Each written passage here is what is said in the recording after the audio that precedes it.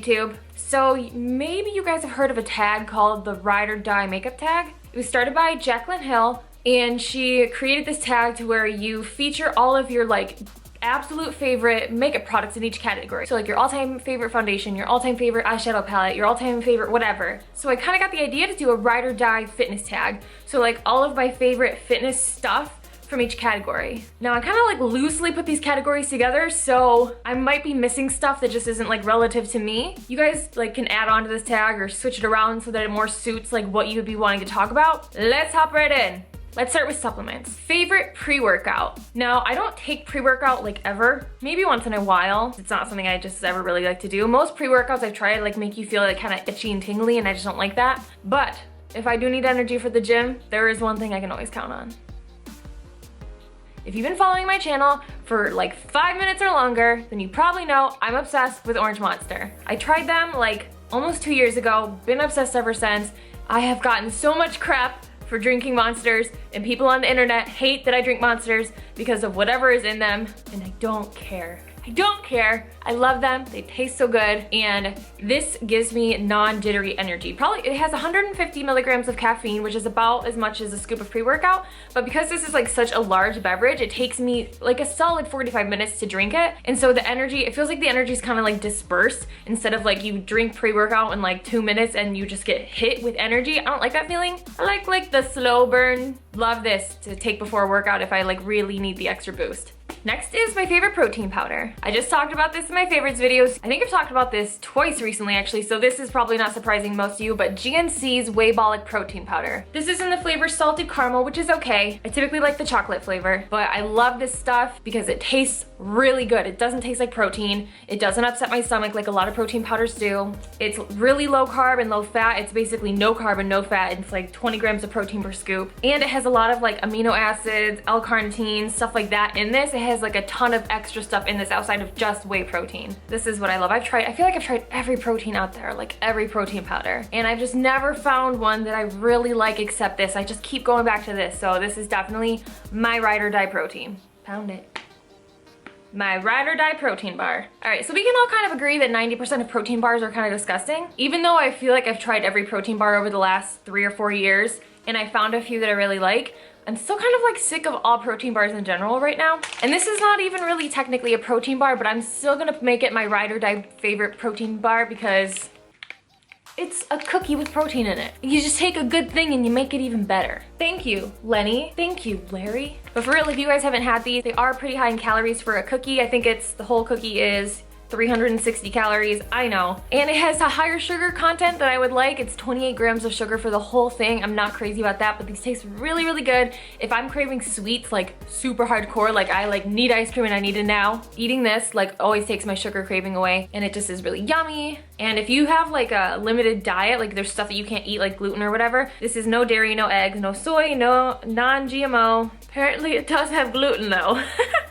But it has no artificial sweeteners, no sugar alcohols, no high fructose corn syrup. It's vegan, so stuff like this, I can get down with that. I'm really trying to move my diet anyway into more lesser processed, cleaner type foods. I know people get crazy when I say the word clean regarding food, but y'all know what I mean. Food that doesn't have a billion ingredients. So, love it. All right, next we have my Ride or Die supplement. Now, this was kind of hard for me because I'm not a supplement person. I'm really not. There's nothing that I take year round, and I've yet to really try a supplement that I was like, wow, this is an amazing supplement and I'm gonna use it all the time and I'm gonna recommend it to people, except for this. I'm not necessarily sold on this particular brand, but I am sold on branched chain amino acids. If a client asks for a recommendation of any kind of supplement, I usually don't give any at all, but if they push, I will say branched chain amino acids are great. They help with recovery, they help with muscle growth, they can help you not lose as much muscle when you're dieting. They a lot of times can help with soreness from your workouts. I feel like I do notice a difference when I go like 3 or 4 months having branched chain amino acids in my diet versus when I take them completely out of my diet, like I just don't want to buy them or something. I definitely feel like I notice myself getting a little softer and like feeling like I'm potentially losing a little more muscle mass than when I keep this a solid part of my diet, especially now that my protein intake isn't quite as high as it used to be, where I'm averaging like 100 to 120 grams a day, whereas I used to be at like 150 grams or more. So having the extra amino acids is making sure really that I have everything that I need in my body to make sure I'm continually keeping that muscle, building muscle, stuff like that. Ride or die, fitness related, electronic. Weird category, but I had 2 things that fit in this category, so, and I didn't pick one, so I have 2. Breaking the rules. First, I have my Polar FT4 watch. Is that gonna, there's a terrible glare. But this is a heart rate monitor, and it comes with a little heart rate strap that you wear around your chest. What this basically does is it tracks your heart rate when you're working out, so it tells you what your heart rate is, and it tracks how many calories you've burned during your workout session. That's really all this does. It doesn't track steps, it doesn't do any other fancy thing, but that's what I like. Like, I only need this to tell me how many calories I've burned in a cardio session, and I like to know where my heart rate is just in terms of like where my intensity is. And I've looked into getting other watches, but this one's cheap. I think I got this for like less than $50 on Amazon. It does exactly what I want. I'm not an electronics person. I don't like having to learn new technology. So the fact that this is easy enough for me to understand and learn and like use with every workout if I want is super helpful. My second ride or die fitness electronic is,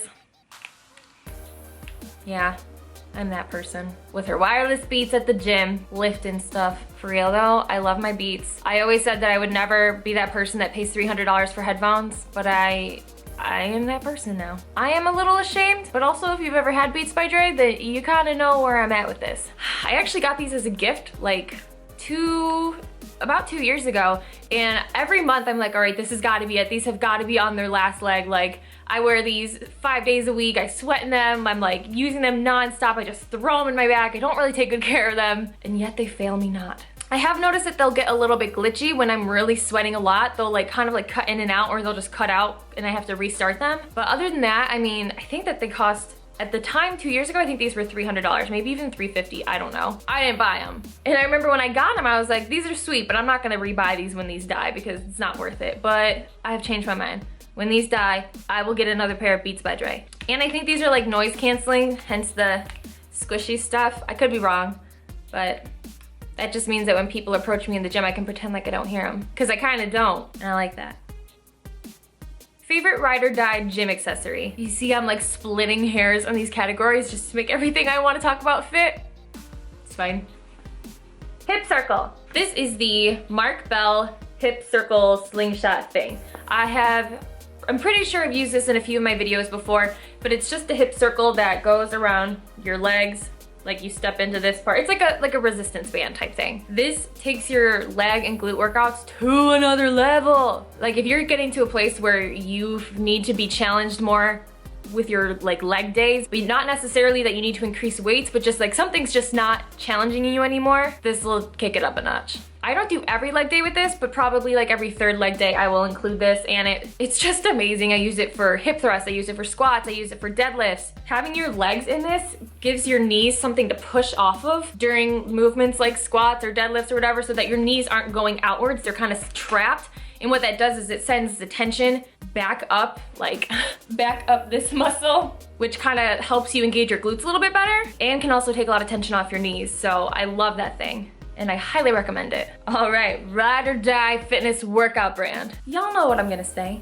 Lululemon. I know, it's so cliche. I can't help it. It's like the day you become a fit person, it just gets infected into your blood. You love Lululemon and you just can't help it. But really, I do. The quality of most of their clothing is really, really great. I have several pairs of pants from them in particular that have just stood the test of time, that I've washed like a million times and they look the same as when I got them. They do have some like dud pieces that are kind of crappy, but you just kind of have to know what you're looking for and look for the right fabrics. I know for myself, I really like anything that's in the Luxtreme fabric, that's like that thicker, smoother material. And I would have to say my favorite thing from Lululemon is the All the Right Places pants, or leggings. So this is the back of them. They have the rounded butt situation. The rounded butt situation is what makes a booty look so good. For real, I don't know how they do it, but this rounded seam right here makes your butt look like it's high and tight. I will pay anything for a pair of pants that makes my butt look like a better butt. Anything. And these are high-waisted. I really like the cut in the front, not the cut, the seam, you know what I'm saying. And they have a little pocket on the legs, which is perfect for cell phones and snacks. So, because a lot of people ask me what my favorite style of legging is from Lululemon. It's definitely the All the Right Places ones. Ride or die workout shoes. Easy. I just put these in my favorites video a couple of weeks ago, I know, but they're so amazing. I have always kind of liked Nikes. When it comes to a workout shoe, my standard pretty much is how cute is it? Like that's sad, but when it comes to working out, like I've never found that a training shoe has made much of a difference in my training. I'm sure it does, but like I have like a specific running shoe, like a shoe just for running, but when it comes to lifting, like as long as it's comfortable, I'm kind of okay. Especially since I don't do like any squatting or anything that like really requires a specific kind of shoe. So yes, this is so soft and so comfortable. And I didn't even realize how soft it was until I put on one of my other pair of Nikes that I used to say were my softest pair of shoes and realized that these are even softer. They are so like squishy and comfortable inside, which probably makes them terrible for lifting, but I don't care. They're super comfortable. They're super, super cute. I love the like clean look of the white, although let's be real, they're not clean anymore. But I love that they're slip-on. I don't know why I love that, but I just love that. And yeah, I really like these.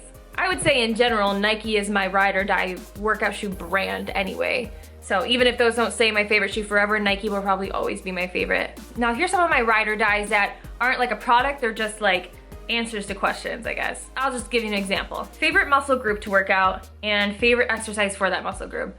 Obviously my favorite muscle group to work out is glutes. There's nothing like a good glute pump. My favorite exercise for glutes always and forever has been deadlifts. Any kind of deadlift. I love deadlifts. I love them so much. Favorite way to do cardio. I can't believe I've been saying this because I never thought that I would come to this, but I really like to run. I like to run outside. For like all of my fitness journey, I've hated running. I'm not a good runner. I've always said I'm just too heavy to run. Like I feel like I'm built too muscularly to be someone who runs comfortably. I've always felt like anytime I've ever ran, my joints and my muscles just hate it. They're angry and they hurt and they're sore. And that still kind of happens, but I've spent the last like 6 months running 4 to 5 miles, 1 to 2 days a week, and now running is something that is comfortable for me. It's a huge stress reliever, and I like to run outside. I cannot run in a gym, but running outside just makes me feel really free and relaxed and like stress-free. So even though it doesn't really fit necessarily with like my fitness goals and like the physique that I want technically, I mean on a technical standpoint, I think I will always continue running just because it makes me feel so good. All right, that's gonna be it for this video. If you guys like this video, then you should do it yourself. You should do the fitness tag. You should do the ride or die fitness tag. And you should let me know when you post it so I can watch it and see what all your favorites are. I hope you guys have a great day. Bye.